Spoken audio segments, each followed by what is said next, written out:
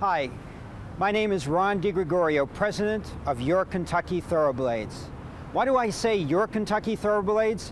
Because this year you opened your hearts to our players, coaches, and staff.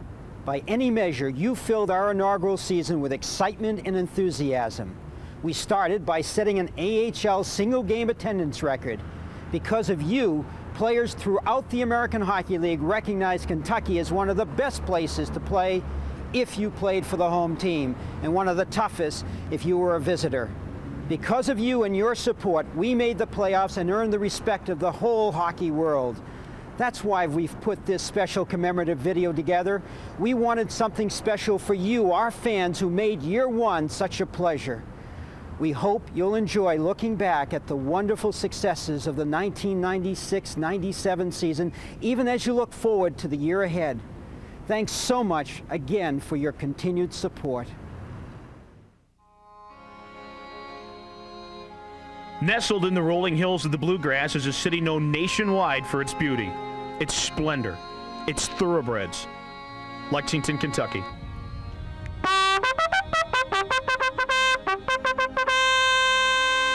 Every spring, the Buglers' call sparks a rush of excitement and enthusiasm as some of the nation's finest thoroughbreds prepare to explode from the starting gate to test their speed and courage at the historic race course known as Keeneland. Soon, spring turns to summer and then fall.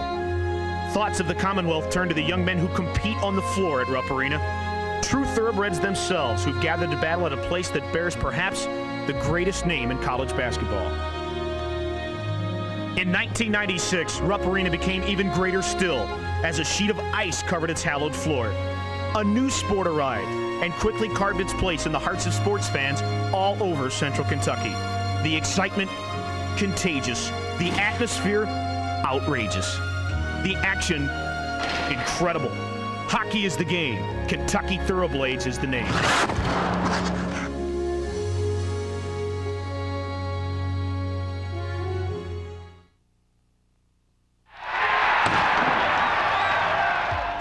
The rumors became fact in late April 1995 with the announcement that professional ice hockey was on its way to Lexington.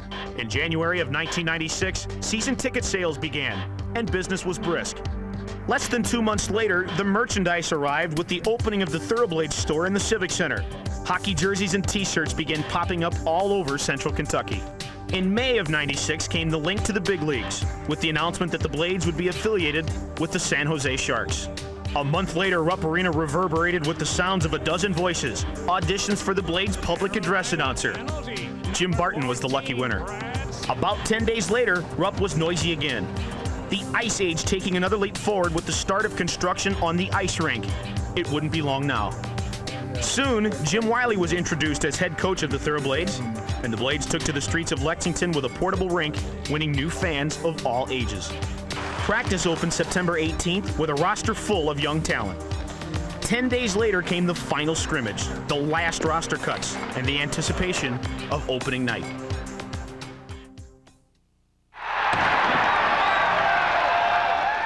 October 4th, 1996. A date that will long be remembered in the annals of Central Kentucky sports. The day the excitement began.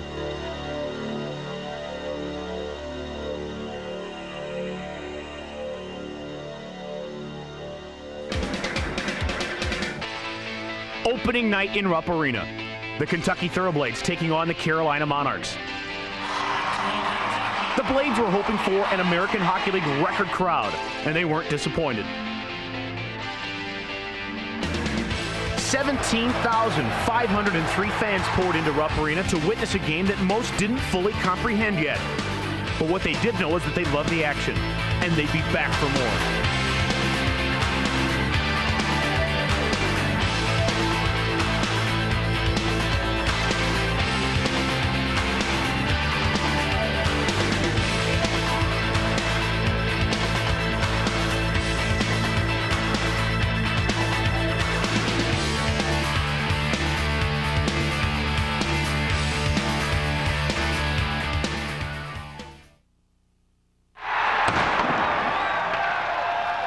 On those special nights in Lexington, game nights, you could feel the horsepower of the Ice Age when the puck dropped in Rupp Arena.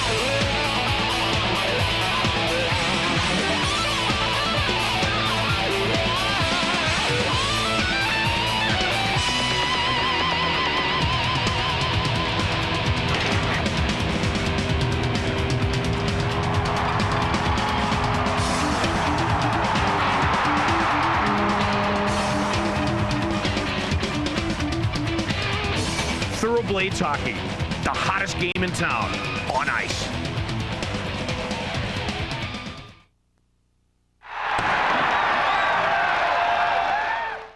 Okay, Ice Patrol, you were the first impression of this club. No pressure. Okay, no pressure. You were the first impression of this club once the players get off of the ice. That's all I'm going to say. A trip to a Kentucky Thoroughblades game is a chance to see some great hockey, but it's so much more. The action begins even before the puck hits the ice. One of the hardest things, I think, or the biggest challenges we had coming into this was trying to create an awareness and an education process for the people so that they would want to come to a hockey game. And once they came in, our job was really to hook them in. The most important thing is for us to really make it a show and an entertainment so that there's value added to the fans and their tickets. 1, 2, 3, ice! Anytime there's a stoppage in play, we have to have something planned that the fans are going to enjoy. And so what we have done is we have allowed ourselves to do that via the blimp drops, via the Ice Patrol, people who come out onto the ice and shoot T-shirts into the stands. T-shirts are real hard commodities around here. You get hurt for T-shirts around here. And with number 1, Ice Patrol, they come and see the action on the ice. Ice Patrol, baby, don't forget it, we're the man. People have been really accepting and very fun to work with, and a lot of excitement. It's been a big learning process. But you know what? The first year is like your honeymoon. Because, you know, it's great, it's new, it's fun. And to me, the real challenge is going to be year 2 and really year 3.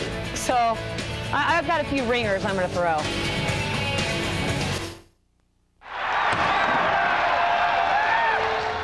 Rupp Arena is one of the great college basketball sites in America. It's certainly one of the biggest, and when the Kentucky Wildcats are playing, one of the loudest. But on several nights, when the Cats and the Blades made back-to-back home appearances, Rupp Arena did a quick change in just a matter of hours. Immediately following the games, it's a beehive of activity. We'll start over on stage left, pulling the 6-foot glass.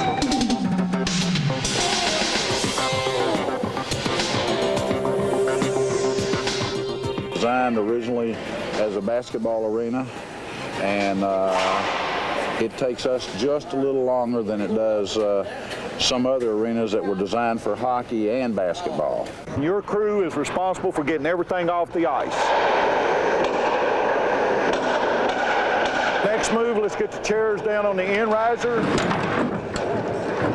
Most facilities are using a 1/2 inch to 5/8 inch thick insulating material to lay over the ice. We opted for a number of reasons to use a thicker material. This takeoff right down through here is the most important takeoff that we've got, because everything else takes off of it.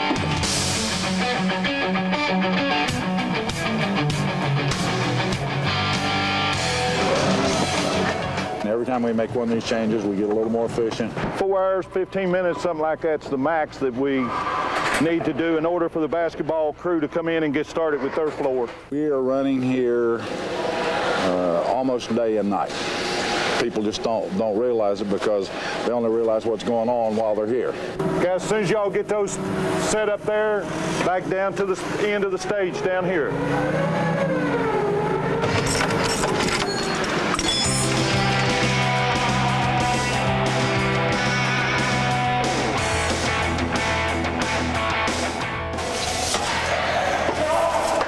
I never knew people eat that many peanuts in one place. They sweep it, and after they sweep it, they'll come through and they'll mop it. And most of that work takes place in the middle of the night. They feel like they're part of a happening here in Lexington, and they rightfully should, because without them, we definitely couldn't make it happen.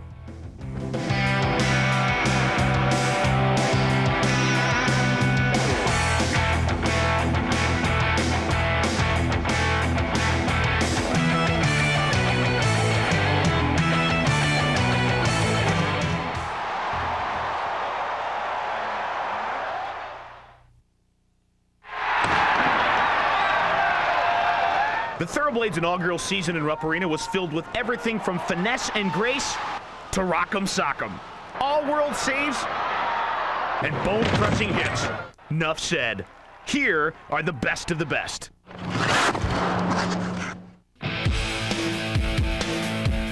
This goal by Steve Webb wasn't the prettiest of the season, but it may be the most memorable, as the first ever goal in Thoroughblades history. Chris LaPuma had only one breakaway all season, a game winner. Pass to LaPuma, is onside, who has a breakaway. Chris LaPuma just out of the box, shoots and scores! Chris LaPuma just came out of the penalty box, and he beats Kuntar. And Chris Tansel ended the regular season in dramatic fashion. Comes out in the slot, shoots and scores! Chris Tansel wins it in overtime over the shoulder of J.F. LeVay. A spectacular individual effort. And finally, the best and only goal scored by a fan all season won Gail Heisel $25,000 in the accordion shot of a lifetime. The best in your face came from fan favorite goaltender Jamie Ram. After spending 2 seasons with Binghamton, Ram was shipped off to Kentucky to make room for a rookie. Ram returned with a vengeance on New Year's Eve, stopping 59 of 60 shots in a 4-1 victory.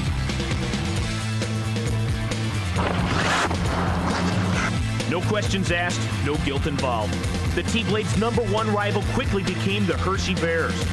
Ken Belanger lit the fuse when he hopped over the bench and blindsided AHL MVP goalie Jean-Francois Lebay. Kentucky went on to win 7 in a row after the brawl, for which Belanger received a 10-game suspension. The series would be dominated by the home team, including a dramatic comeback by Kentucky at Rupp Arena, where the Blades erased a 3-1 deficit with 4 goals on 4 shots in early March, including a hat trick by Philip Peltonen. 12 regular season games, several more brawls, and a first-round playoff loss to the eventual league champions later. It's all paved the way for a budding hatred by heated rivals.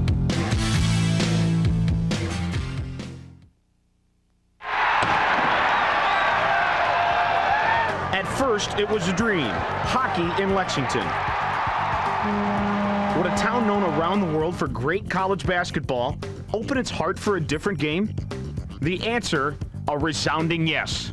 Oh, I love it, man. It's cool. It's something different. You know, this town, you know, a lot of people associate Lexington with basketball. This is something new.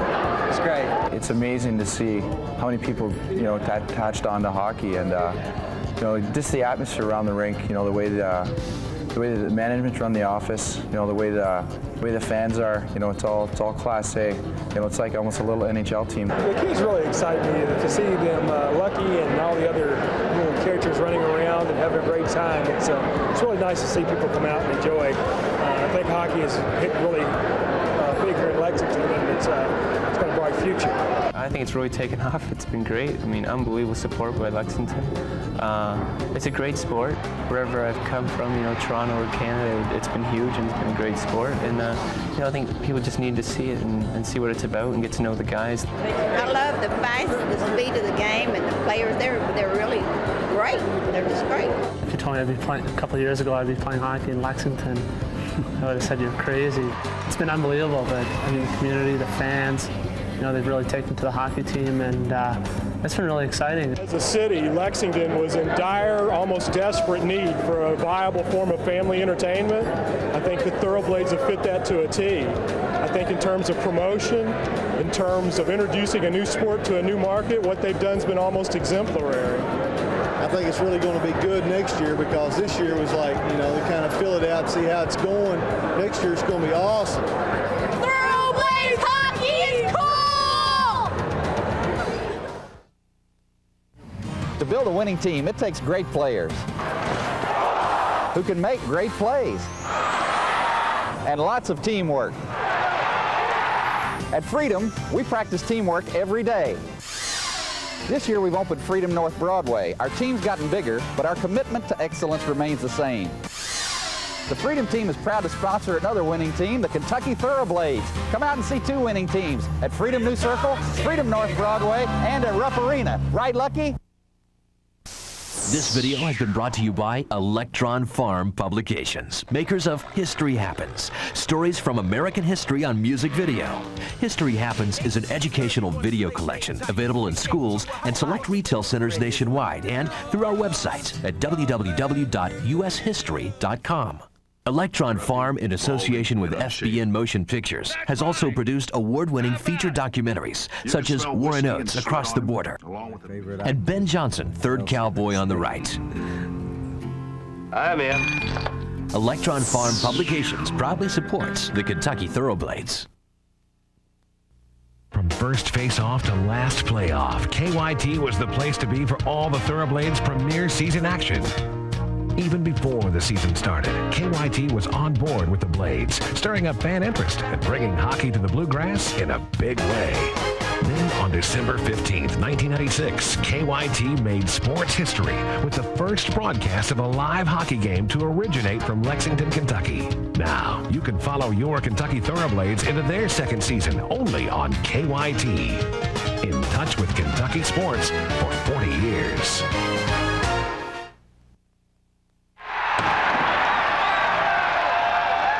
Hi, Tim Woodburn alongside Thoroughblades head coach Jim Wiley. And this section of Breaking the Ice is going to take a look at watching the game. Last year during our inaugural season, we talked about some of the basics of the game, such as icing and offside and two-line passes.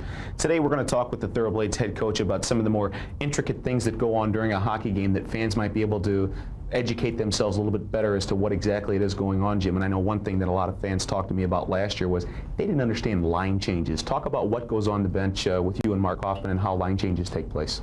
Well, actually, line changes is very rudimentary with regard to hockey. The game itself, the sport itself, you cannot stay out on the ice for 60 minutes. It's physically impossible.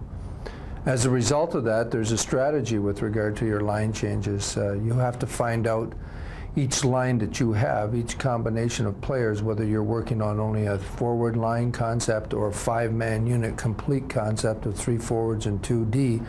You have to find out how long they can stay out on the ice and still be productive. Certainly we've found, and most hockey teams have found, that you stay out on the ice for 40, 45 seconds and your productivity starts to go down.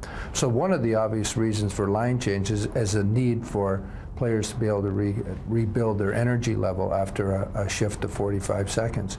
The other reason would be for line changes to match lines. Certain players' characteristics and attributes match best against other players on the other team. So as a result, there's a constant movement in most instances where coaches will try to play a certain set of players or a certain group of players against the other team. Talk about what goes on behind the bench with you and your assistant coach with regard to who takes the responsibility for letting the players know when to change.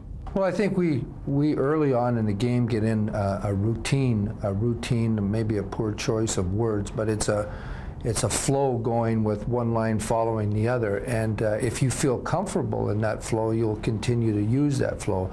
If, however, it's interrupted by power plays and penalty kills, etc., you may end up getting out of flow and then having to have a shift that's shorter than another in order to get back on.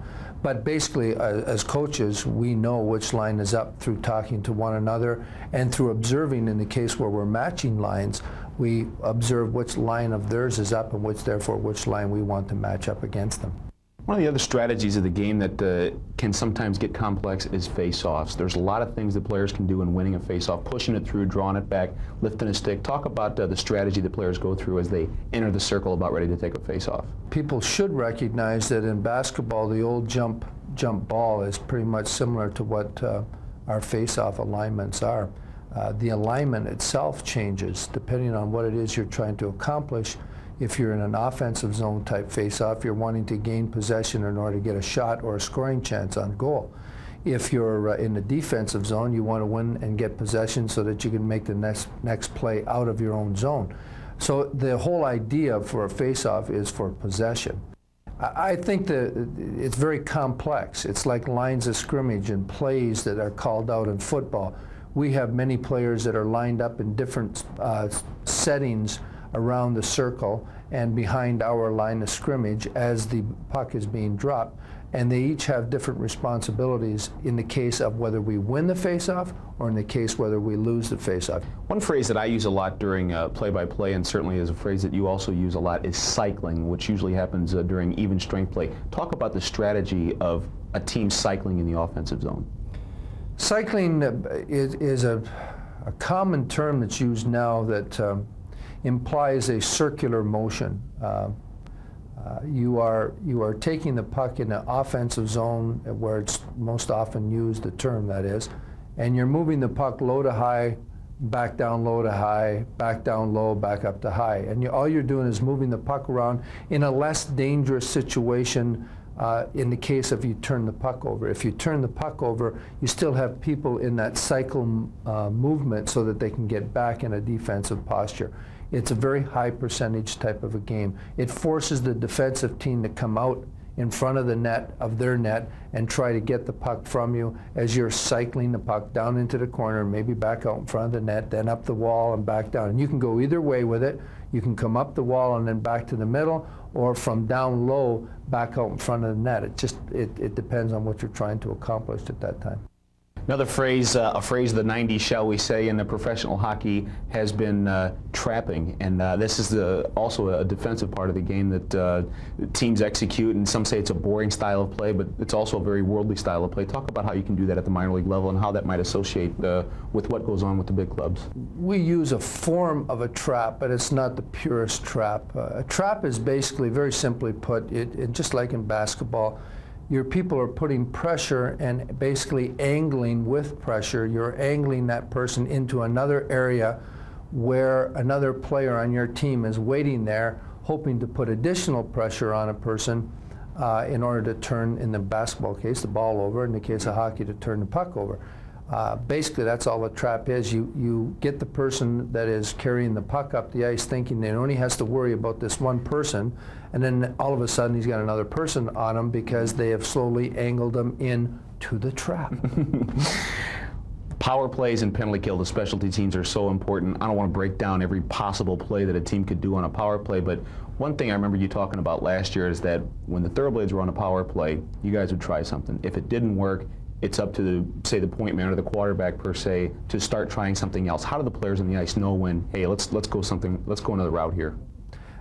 The power play and penalty kill have certain basic components to it.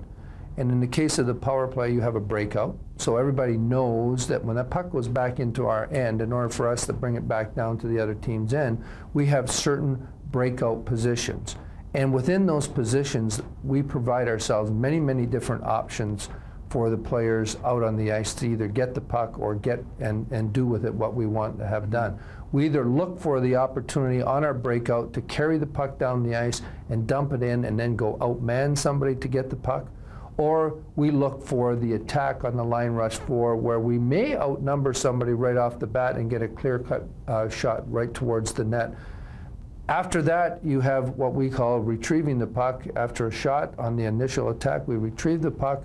We get into certain settings, if you will, like the breakout, only we have settings in the in-zone offense, the power play in-zone offense. Now we have people who know specifically where they're supposed to go. And so we have to have many options or multiple options that allow us to observe what the other team's doing and then pick the right option to have the kind of success you need to have.